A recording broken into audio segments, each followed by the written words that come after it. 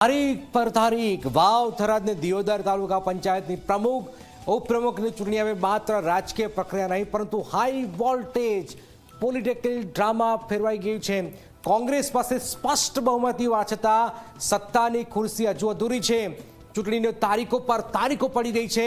બબાલ, આક્ષેપો, video viral અને રાજકીય ઘર્ષણ વચ્ચે આખું ગુજરાત હવે એક જ સવાલ પૂછે છે કે આખરે દિયોદર તાલુકા પંચાયતનો તખ્તો કોના હાથમાં જશે? શું થઈ રહ્યું છે? શા માટે ચર્ચા થઈ રહી છે? આવો જોઈએ, જાણીએ, સમજીએ।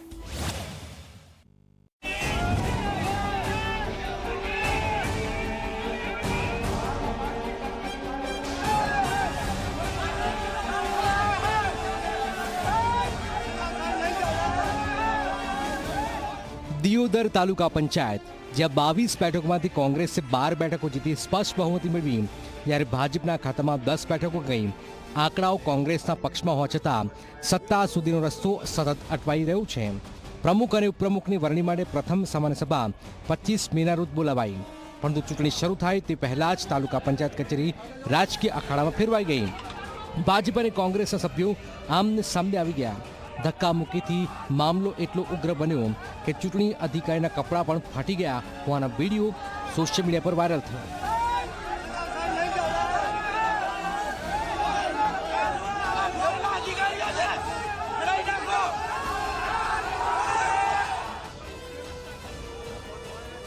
આ હંગામા બાદ ચૂંટણી મોકૂફ રખાઈ અને ફરી 27 મેના રોજ નવી તારીખ જાહેર થઈ, પરંતુ આજે પણ દિયોદર તાલુકા પંચાયત કચેરીમાં આખો દિવસ રાજકીય સસ્પેન્સ ચાલતું રહ્યું।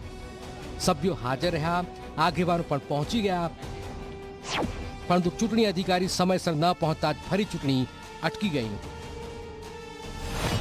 27 તારીખના 11:30 વાગે આપણે બધાએ જેમ ખબર છે એ રીતે કે આપણા જે અધ્યક્ષી અધિકારી શ્રી છે એમને થોડું વધારે મેડિકલ કારણોસર અને તબિયત વધારે ખરાબ હોવાથી પોતે હાજર રહી શકેલ નહીં, અને અધ્યક્ષી અધિકારી શ્રી હાજર ના હોય તો સભા કન્ડક્ટ ના થઈ શકે। એના પછી એમણે બપોરે 3 વાગ્યાનો સમય આપેલો, તો અત્યારે 3 વાગે એમની તબિયત વધારે ખરાબ હોવાથી આજના દિવસ પૂરતી આપણે સભાને મુલતવી રાખેલ છે। કોઈ સભાના માટે કોઈ અલગથી સૂચના જે ઉપલી કક્ષાથી મળશે એ આપ તમામને જાણ કરી। ચૂંટણી અધિકારી ડીએન કાછડ પાલનપુર સિવિલ હોસ્પિટલમાં દાખલ હોવાનું સામે આવતા જ મામલો વધુ ચર્ચાસ્પદ બન્યો છે। અનેક કલાકોની રાહ છતાં પ્રક્રિયા શરૂ ન થતાં જ કોંગ્રેસે ભાજપ પર ગંભીર આક્ષેપો કર્યા। જે પ્રાંત અધિકારી છે એના સામે પણ હાઈકોર્ટમાં જઈશું। જેણે ચૂંટણી તારીખ નક્કી નથી કરી અને જે ઓથોરિટી છે એના માટે કરીને જે કાયદાકીય અમારે લડાઈ લડવાની થાય એ અમે લડી અને ચૂંટણીની તારીખ હાઈકોર્ટમાં નક્કી કરાવીશું। અમારા લોકો ઉપર ખોટી એફઆઈઆર દાખલ કરી છે એના માટે પણ લડીશું, અને એ ગમે એટલા કાવતરા કરે, ગમે એટલા પ્રયત્નો કરે, પણ અમારા કાર્યકરો મજબૂત છે, અમારા ડેલિકેટો મજબૂત છે। આ દિયોદર તાલુકા પંચાયત કોંગ્રેસની બનશે, એમાં કોઈ મેન બેક નથી।